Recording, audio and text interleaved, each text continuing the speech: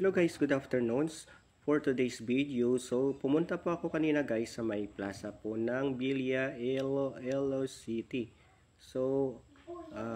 Gumawa pa ako ng photoshoot video para po may content po tayo. At may post po sa ating social media account. So naglalakad na po ako guys papunta dyan sa may simbahan po ng Bilya. So yan po ang nakikita nyo, yan po kanilang plaza, at sa gilid po niyan is meron po siya mga imahe ng mga santo at may mga bulaklak pa guys. So yung bulaklak pala guys is marami po dito sa plaza kasi binibinta po nila yan guys, sari-saring mga bulaklak, mga croutons, mga bougainvillea, any kind of flowers guys. Ang gaganda. So nakikita nyo naman guys ang gaganda ng mga flowers. At naglakad-lakad pa ako papunta sa gitna po ng simbahan. So sa gitna po guys, sa entrance is makikita nyo po yung imahe ni Papa Jesus, at yung sa likod niya po is yan po yung kanilang simbahan, yung Santo Niño di Arevalo.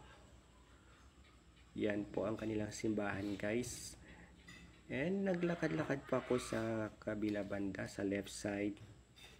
Lapit lang sa may simbahan, part din siya ng plaza, is makikita nyo po yung monumento ni Chief Justice Abansinia.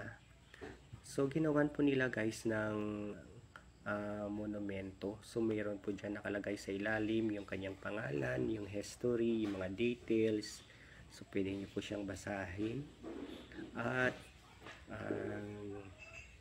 maganda siya. Then nakapalibot din siya guys, mga flowers. At ito guys, parang tower ito. Then makikita nyo naman ang gaganda ng mga bulaklak, mga landscape.